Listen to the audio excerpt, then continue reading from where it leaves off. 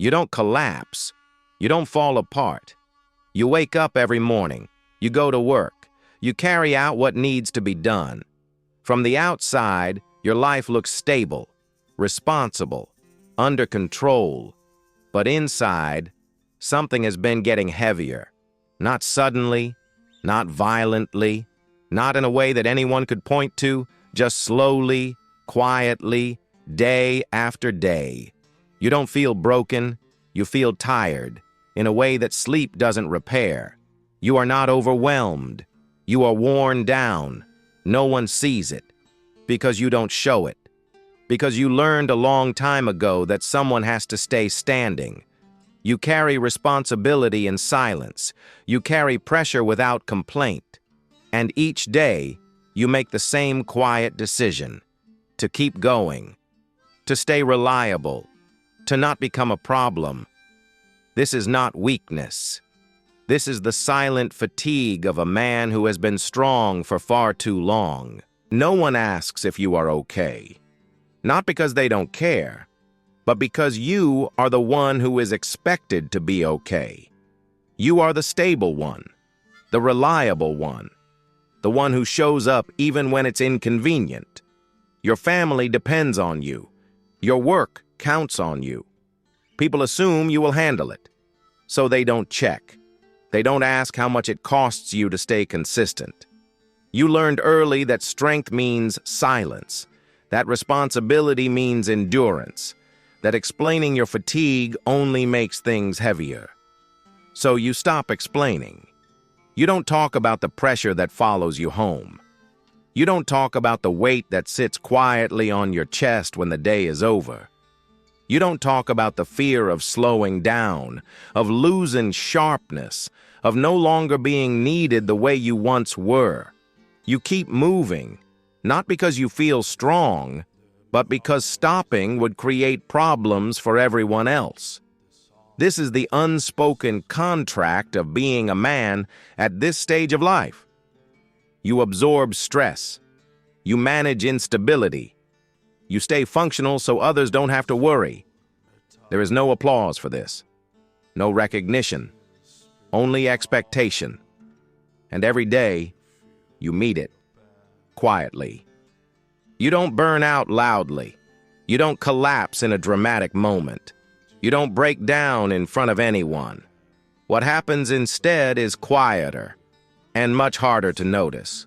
One day, you wake up and realize that everything takes more effort. Not impossible, not overwhelming, just heavier. You still go to work. You still do what needs to be done. You still keep your promises. But every task costs more energy than it used to. You don't feel inspired anymore. You don't feel excited. You don't feel defeated either. You feel flat, emotionally muted, like your inner volume has been turned down.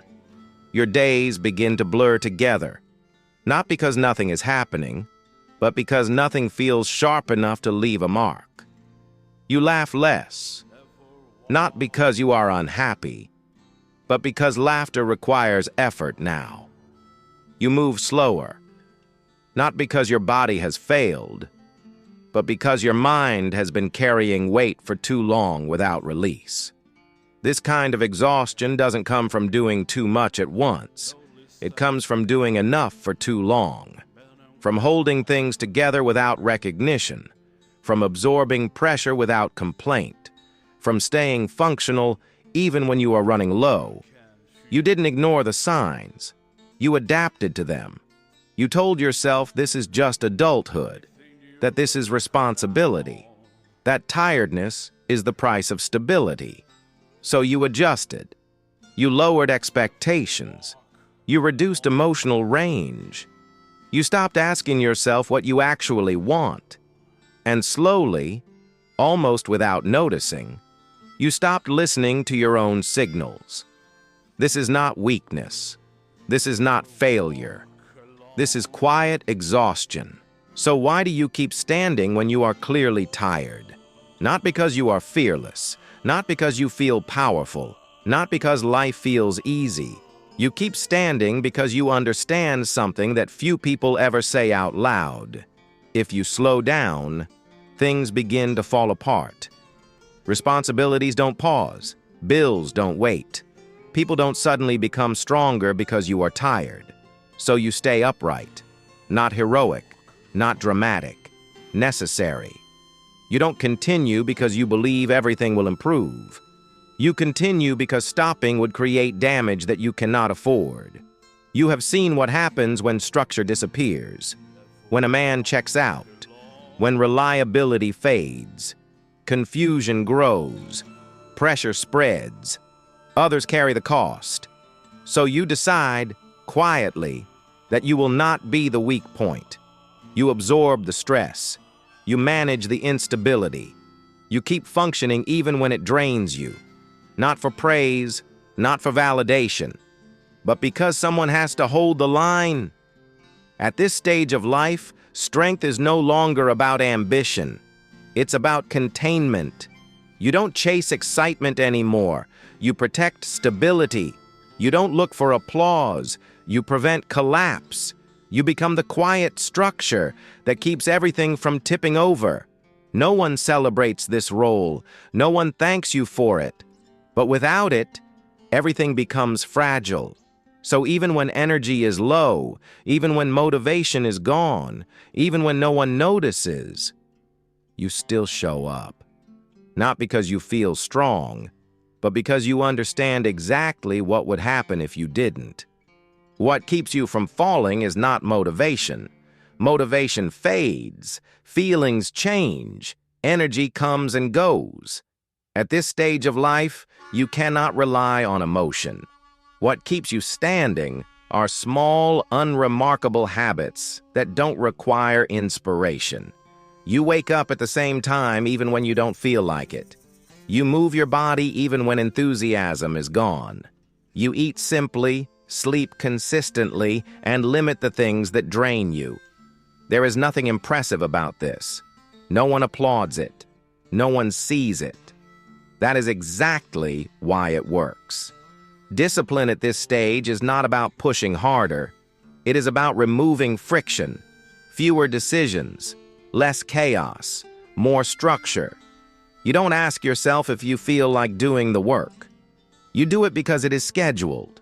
You don't negotiate with fatigue. You work around it.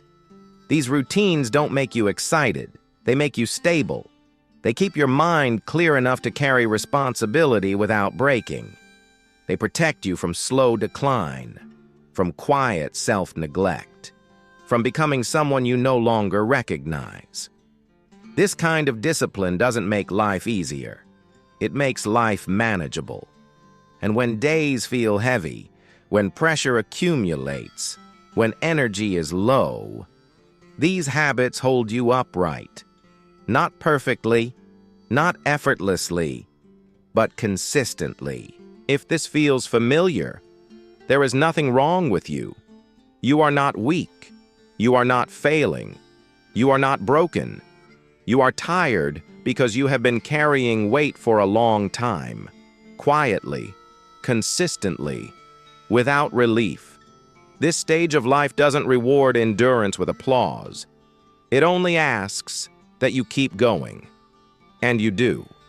Not loudly, not proudly, but steadily. You don't need to become someone new. You don't need to find more motivation. You don't need to explain yourself. You only need to keep a few things intact. Your routine, your word, your basic standards. You protect your mornings. You limit what drains you. You show up even when energy is low. That is enough. Not to win, not to impress, but to remain standing. Some days, standing is the achievement. Some days, not quitting is the victory. This is not a glamorous form of strength. It doesn't look good on social media. It doesn't inspire crowds. But it keeps your life from slowly slipping out of your hands. And over time, this quiet consistency does something important. It gives you space to breathe again, to regain clarity, to rebuild from stability instead of desperation. So if today feels heavy, don't rush to fix everything. Just stay upright. That is discipline.